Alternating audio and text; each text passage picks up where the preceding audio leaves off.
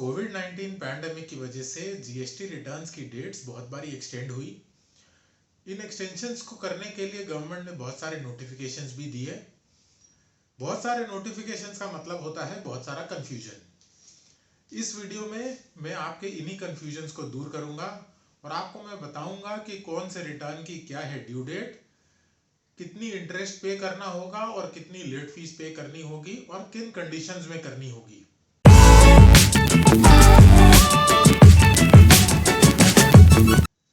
Hello everyone, मेरा नाम है सीए गुरप्रीत सिंह भल्ला और आप देख रहे हैं कंसल्ट गुरप्रीत। अगर अभी तक आपने मेरा चैनल सब्सक्राइब नहीं किया है तो प्लीज कंसिडर सब्सक्राइबिंग और बेल आइकन दबाना ना भूलें ताकि आप कोई भी इंपॉर्टेंट वीडियो मिस ना करें। डेट्स एक के बाद एक बढ़ती जा रही हैं जीएसटी रिटर्न्स की और बहुत ही ज़्यादा कन्फ्यूजन है क्योंकि बहुत सारे नोटिफिकेशंस हैं। इन नोटिफिकेशंस को जब हम अलग अलग पढ़ते हैं तो हम एक्चुअल में इनका ट्रैक नहीं रख पाते हैं कि कोई नोटिफिकेशन किसकी तरफ इशारा कर रहा है, क्या बोल रहा है, क्या कहना चाह रहा है। इसी का सोल्यूशन मैं लेके आया हूँ, एक वन स्टॉप सोल्यूशन आप लोगों के लिए। इस वीडियो को देखने के बाद आई गारंटी यू कि किसी भी रिटर्न की कोई भी ड्यू डेट हो आपको अच्छे से एक रेडी रेकनर के तौर पर क्लियर हो जाएगी और आपको उसके ऊपर कितना इंटरेस्ट देना है या नहीं देना है, लेट फीस देनी है या नहीं देनी है, बहुत इजीली आप पता कर पाएंगे। और इस वीडियो में मैं शेयर करूंगा एक चार्ट जो आपके लिए एक रेडी रेकनर की तरह साबित होगा और आप इजीली अपने ड्यू डेट्स पता कर पाएंगे।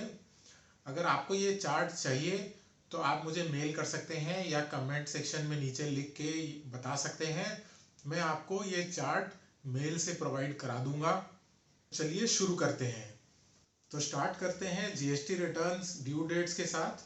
ये एकदम अपडेटेड लिस्ट है आपके सामने।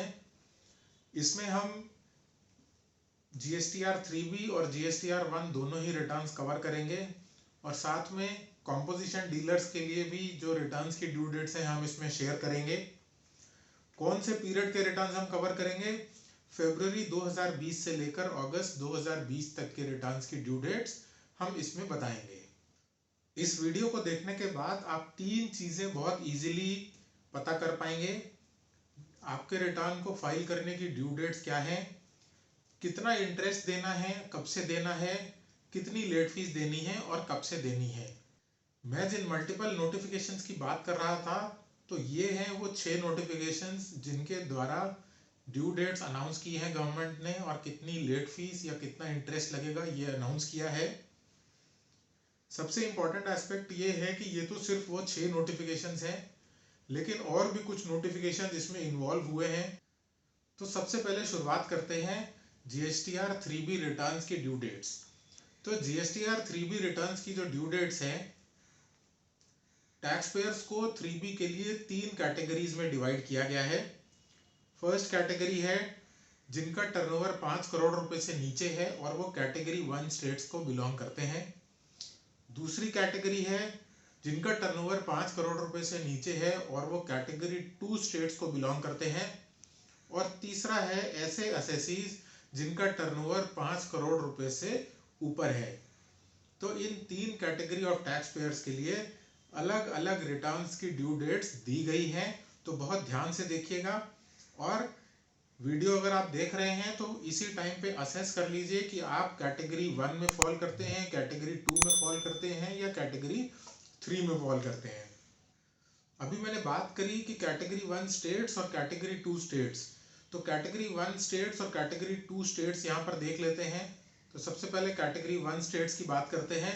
कैटेगरी 1 स्टेट्स में आता है छत्तीसगढ़, मध्य Pradesh, Gujarat, Daman and Diu, Dadra and Nagar Haveli, Maharashtra, Karnataka, Goa, Lakshadweep, Kerala, Tamil Nadu, Puducherry, Andaman and Nicobar Islands, Telangana and Andhra Pradesh.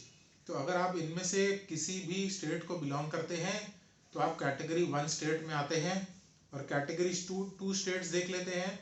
Jammu and Kashmir, Ladakh, Himachal Pradesh, Punjab, Chandigarh, Uttarakhand, Haryana, Delhi, Rajasthan, Uttar Pradesh, Bihar, Sikkim, Arunachal Pradesh, Nagaland, Manipur, Mizoram, Tripura, Meghalaya, Assam, west Bengal, Jharkhand and Odisha.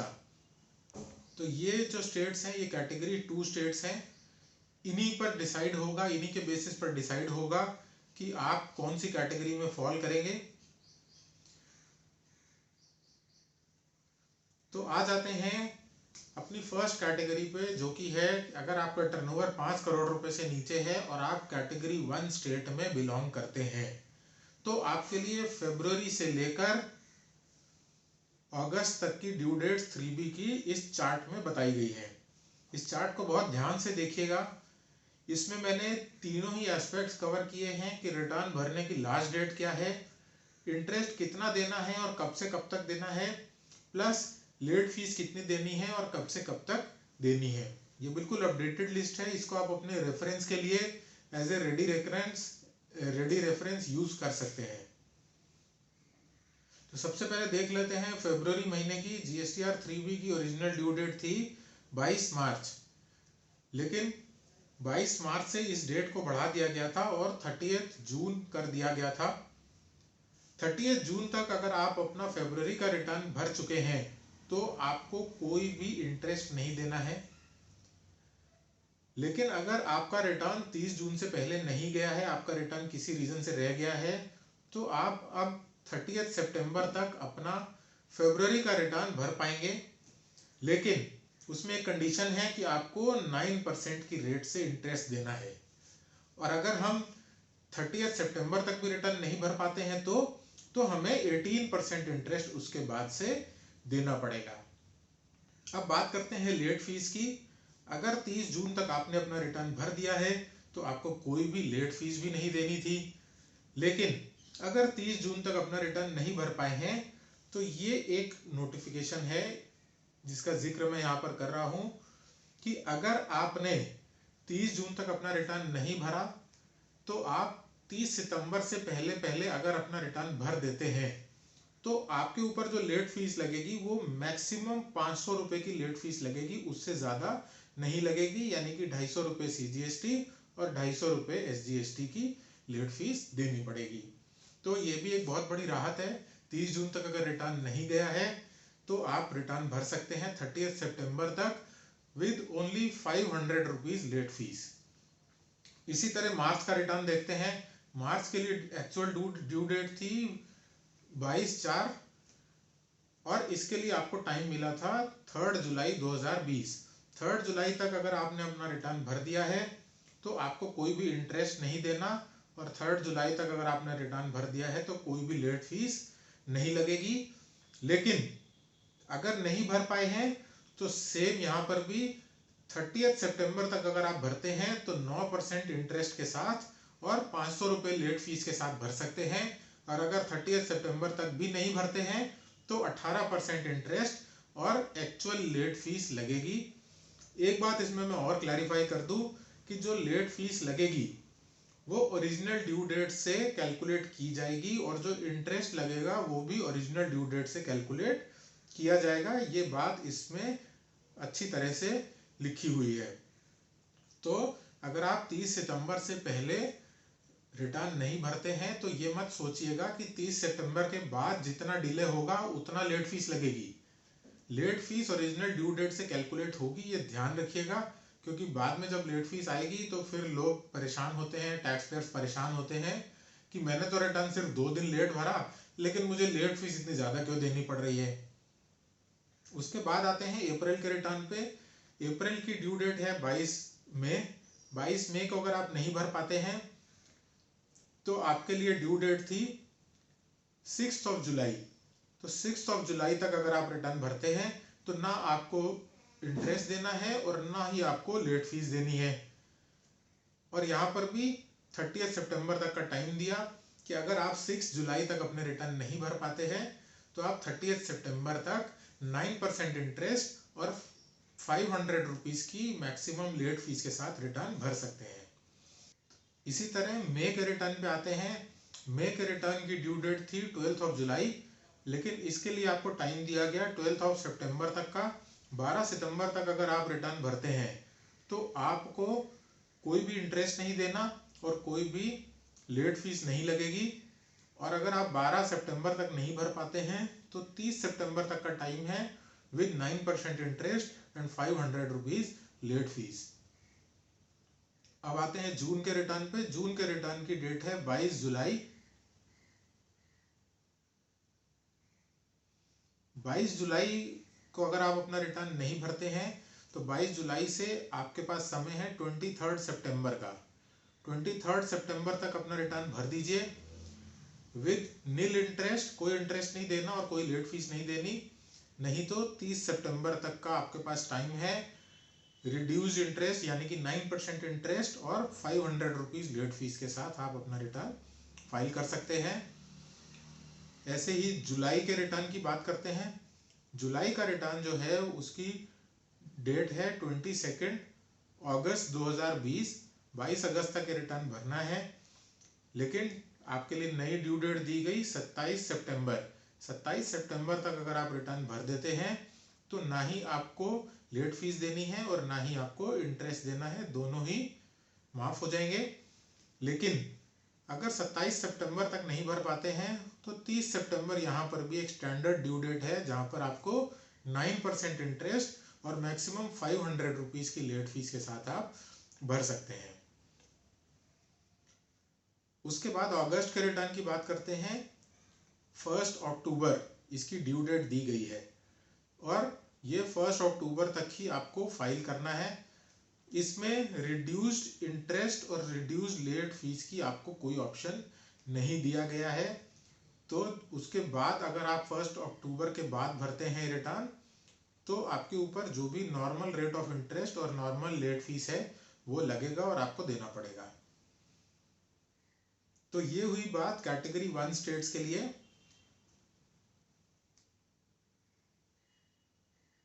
जिनका टर्नओवर 5 करोड़ रुपए से नीचे है। अब इसी से सिमिलर टेबल है कैटेगरी 2 स्टेट्स के लिए जिनका टर्नओवर 5 करोड़ रुपए से नीचे है। तो यहाँ पर ध्यान देने वाली बात यह है कि बेसिकली यहाँ पर सभी डेट्स में 2-2 दिन का डिफरेंस है। 22 मार्च है हमारे फरवरी की डेट कैटेगरी 1 स्टेट्स के लिए और यहाँ पर 24 मार्च है, तो 2 दिन का डिफरेंस है। तो ऐसे ही ये हैं ओरिजिनल ड्यू डेट्स। यहाँ पर आपको इन डेट्स के पहले रिटर्न फाइल करना चाहिए, लेकिन अगर आप नहीं कर पाते हैं तो आपके लिए ये नई ड्यू डेट है। इस तारीख तक अगर आप अपने ये रिटर्न्स फाइल कर देंगे तो आपको कोई भी इंटरेस्ट नहीं पे करना है। इस तारीख तक अगर आप अपने रिटर्न फाइल कर देंगे तो आपको कोई भी लेट फीस नहीं देनी है। मैं बहुत डिटेल में एक एक डेट बोल नहीं रहा हूं क्योंकि वो बहुत इफेक्टिव नहीं होगा और वीडियो बहुत लंबा हो जाएगा। मैं फिर से आपको याद दिला देता हूं कि ये चार्ट अगर किसी को भी चाहिए हो तो वो मुझे मेल कर सकता है या नीचे कमेंट सेक्शन में अपनी मेल आईडी छोड़ सकता है। आई विल इंश्योर कि ये चार्ट आपको मिले और ये आप प्रिंट आउट निकाल के अपने पास रख सकते हैं एज ए रेडी रेकनर कि आप कोई भी ड्यू डेट मिस ना करें या कोई भी ड्यू डेट भूलें नहीं। इसमें फिर से वही 30 सितंबर की एक स्टैंडर्ड ड्यू डेट है कि अगर आप कोई भी ऊपर दी गई ड्यू डेट को मिस कर जाते हैं, इनमें से कोई भी ड्यू डेट को अगर आप मिस कर जाते हैं तो ये एक स्टैंडर्ड ड्यू डेट है 30 सितंबर की। इससे पहले अगर आप अपना रिटर्न फाइल कर देते हैं 3B तो आपको 9% इंटरेस्ट यानी कि आधा इंटरेस्ट देना पड़ेगा और लेट फीस सिर्फ 500 रुपये लगेगी मैक्सिमम, उससे ज़्यादा की लेट फीस नहीं लगेगी। 1 महीने की पर रिटर्न बात कर रहा हूँ मैं ये। और इसके बाद अगर आप फाइल करते हैं तो स्टैंडर्ड रेट ऑफ इंटरेस्ट यानी कि 18% लगेगा और लेट फीस जो है वो एक्चुअल जो 50 रुपीज पर डे के हिसाब से लगती है वो लगेगी और वो भी ओरिजिनल ड्यू डेट से लगेगी। ये ध्यान रखिएगा, जो भी लेट फीस कैलकुलेट होगी वो इस ओरिजिनल ड्यू डेट से कैलकुलेट होगी। उसके बाद आ जाते हैं हम लोग ऐसे टैक्स पेयर्स के लिए जिनका टर्नओवर 5 करोड़ से ऊपर है। यहाँ पर स्टेट का कोई डिफ्रेंसिएशन नहीं है, ऑल ओवर इंडिया आप कहीं भी हैं और 5 करोड़ से ऊपर आपका टर्नओवर है तो ये टेबल आपके ऊपर अप्लाई करेगा। इस टेबल को ध्यान से देखिएगा। ये जो है 3B की ओरिजिनल ड्यू डेट है 5 करोड़ से ऊपर वाले एसएससीज के लिए। बिना इंटरेस्ट के आप रिटर्न फाइल कर सकते हैं इन डेट्स तक। इन डेट्स तक अगर आप रिटर्न फाइल करते हैं तो आपको कोई भी इंटरेस्ट नहीं देना है। लेकिन अगर आप इन डेट्स तक रिटर्न फाइल करते हैं, फॉर एग्जांपल अगर 4 अप्रैल को आपको फरवरी का अपना रिटर्न फाइल कर देना चाहिए था और आपने 24 जून को करा है, तो आपके ऊपर इंटरेस्ट लगेगा, लेकिन 9% का इंटरेस्ट यहाँ पर आपको देना पड़ेगा। रिड्यूस इंटरेस्ट का यहाँ पर ऑप्शन आपके लिए है। और 24 जून तक आपके ऊपर कोई लेट फीस नहीं लगेगी। तो अगर हम फेब की बात कर रहे हैं तो 24 जून तक आपके लिए कोई लेट फीस नहीं है। बिना लेट फीस के आप अपना रिटर्न फाइल कर सकते हैं। तो इसको एक बार समझ लेते हैं। फरवरी की एक्चुअल ड्यू डेट थी 20 मार्च। 20 मार्च से आपको एक्स्ट्रा टाइम दिया गया कि आप 4 अप्रैल तक अपना रिटर्न अगर फाइल करते हैं तो आपको कोई इंटरेस्ट नहीं देना। अगर आप 24 जून तक अपना रिटर्न फाइल करते हैं तो आपको 9% इंटरेस्ट देना पड़ेगा और 24 जून तक आपको कोई लेट फीस नहीं देनी। अगर 24 जून के बाद आप अपना रिटर्न फाइल करते हैं तो आपको लेट फीस भी देनी पड़ेगी और आपको इंटरेस्ट भी देना पड़ेगा, वो भी 18% के हिसाब से मैंने यहाँ पर मेंशन किया है। अब ये वाला जो नोट है यहाँ पर, ये इस केस में इफेक्टिव नहीं होगा। इफेक्टिव क्यों नहीं होगा? क्योंकि यहाँ पर हमें जो एडिशनल बाकी दो केसेस में हमने देखा था कि यहाँ पर हमें वो वाली फैसिलिटी नहीं मिल रही है 30 सितंबर वाली। तो ये ध्यान रखें, जिनका 5 करोड़ से ऊपर का टर्नओवर है वो इस बात को बहुत ध्यान से देखें कि यहाँ पर हमारे पास 30 सितंबर वाले कोई फैसिलिटी नहीं है। तो 5 करोड़ से ऊपर के एसएससीज अगर ये डेट्स को जंप करते हैं तो उनको पूरी लेट फीस देनी पड़ेगी, और अगर इस डेट को जंप करते हैं तो उनको इंटरेस्ट भी 18% के हिसाब से देना पड़ेगा। उसके बाद आ जाते हैं जीएसटीआर 1 की ड्यू डेट्स पर। तो 3B के तीनों कैटेगरी ऑफ एसएससीज हो गए। अब जीएसटीआर 1 की ड्यू डेट्स पे आते हैं। ये सभी स्टेट्स पर एप्लीकेबल है और सभी एसएससीज पर एप्लीकेबल है। तो मार्च की ओरिजिनल ड्यू डेट थी 11 अप्रैल, जिसको 10 जुलाई कर दिया गया है। अप्रैल की डेट थी 11 मई, उसको 24 जुलाई कर दिया गया है।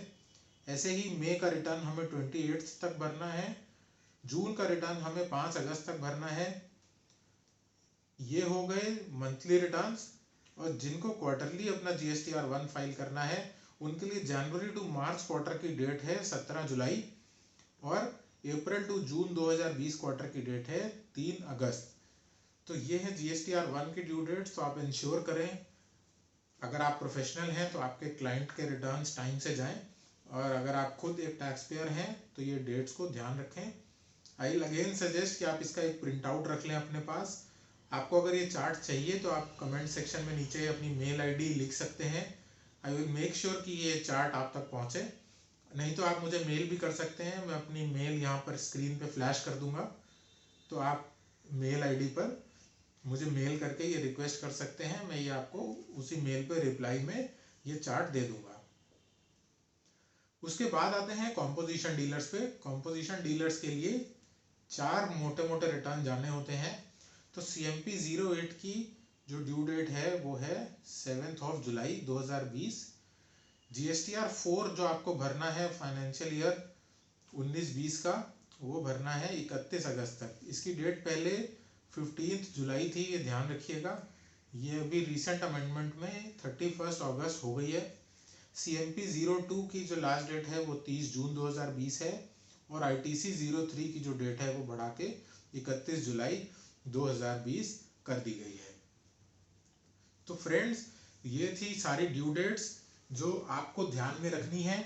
मैंने इसमें कोशिश की है कि आपके लिए सारी चीज़ें एक पर्टिकुलर टेबल में रिप्रेजेंट कर दूं, ताकि आपको 6-7 अलग अलग नोटिफिकेशंस पढ़ के अपना टाइम ना वेस्ट करना पड़े। आई होप ये ड्यू डेट्स आपके लिए हेल्पफुल हो। आपको ये ड्यू डेट्स का प्रेजेंटेशन कैसा लगा, या आपका कोई भी फीडबैक है या कोई भी ओपिनियन है इसके बारे में, तो नीचे कमेंट सेक्शन में लिख के ज़रूर बताएं। और अगर आपको लगता है कि ये ड्यू डेट्स का चार्ट आपके लिए यूज़फुल रहा या आपको अच्छा लगा, तो आई विल रिक्वेस्ट कि अपने फ्रेंड्स के साथ ज़्यादा से ज़्यादा शेयर करें, ताकि ये ज़्यादा से ज़्यादा लोगों के काम आए और उनका कन्फ्यूजन दूर हो सके। प्लस मैं फिर से एक बार रिक्वेस्ट करना चाहूँगा कि अगर अब तक आपने मेरा चैनल सब्सक्राइब नहीं किया है तो आप सब्सक्राइब कर लीजिए और बेल आइकन दबा दीजिए ताकि आप इसी तरह के जो इम्पोर्टेंट वीडियोज़ हैं उनको मिस ना कर दें। Thank you so much for watching the video.